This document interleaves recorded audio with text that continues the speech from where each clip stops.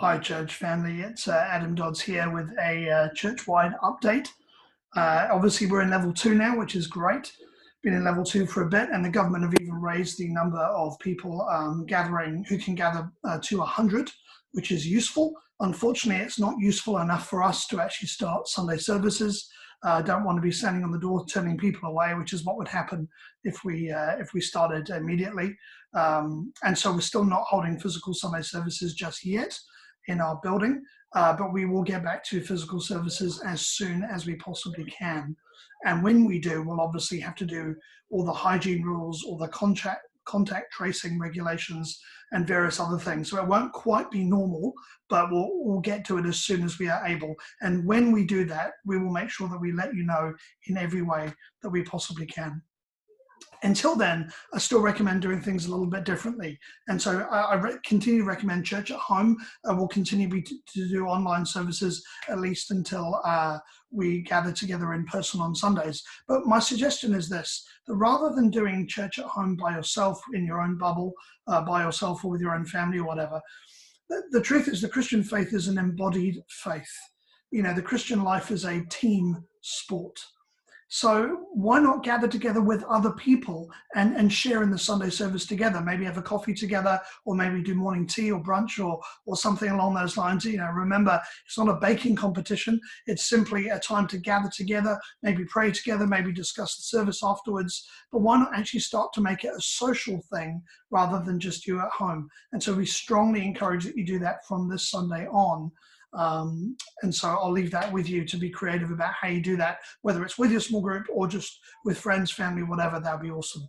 Another thing I need to let you know is this Sunday, we have an important announcement, an important and special announcement. It will be in the service. And so make sure you don't miss that this Sunday. And of course, normal church time, kids, 9 a.m. and 10 a.m. for the adults.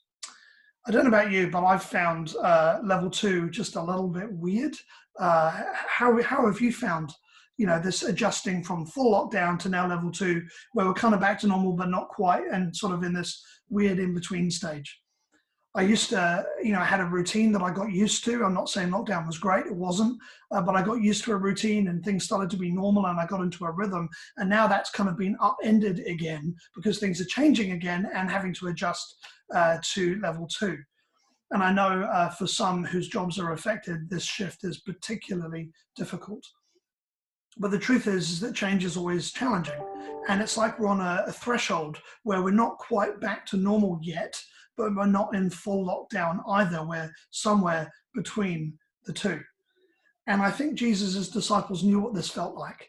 You know, Matthew 28, verses 18 to 20, Jesus says, "All authority in heaven and earth has been given to me, therefore go, make disciples of all nations, baptizing them in the name of the Father, the Son, and the Holy Spirit, and teaching them to obey everything I've commanded you." Now, just think for a moment. The disciples had spent 3 or 3.5 years with Jesus, 3 or 3.5 years with each other. They had amazing times, just incredible times that we read about in the Gospels. And this is commissioning time, which is exciting, but it's hard because they're being commissioned into the unknown. They're there to go forward to make disciples of every ethnic group of all nations. They don't know where they're going to go. They don't know where they're going to end up. They know that life will not be as it used to be, but they also don't quite know what life will be like either. It's a threshold moment. They're in a liminal space where they're in this in-between, and kind of we are as well, where there's not quite lockdown, not quite normal, somewhere in between. And change is difficult to handle. You know, they didn't know, Thomas didn't know that he would end up in India, or that Peter would end up in Rome, or that John would end up on the Greek islands. Doesn't sound as good as it is. His experience was pretty challenging. Or Peter's disciple Mark didn't know he would end up in Egypt. As a change is hard to handle, it would have been hard for them, it's challenging for us. But the good news is that we have the same promise they did. And the promise that they had was Matthew 28:20, where Jesus says, "And surely, truly, surely I will be with you always, even to the end of the age."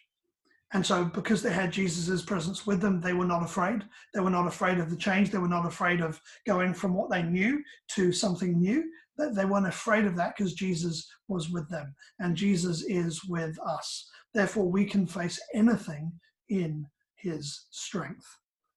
And so I encourage you, spend time with him, lean into Jesus. I know I need to do that for myself, and I'm sure you do too.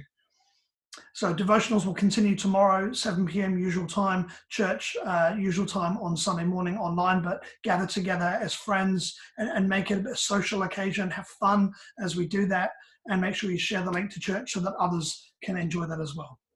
But that's it from me. Look forward to seeing you all in person when that happens, and we'll let you know as soon as that is, as soon as we are able. Obviously, the limit has to be lifted further. So that's it from me. God bless. Love you, family. Bye.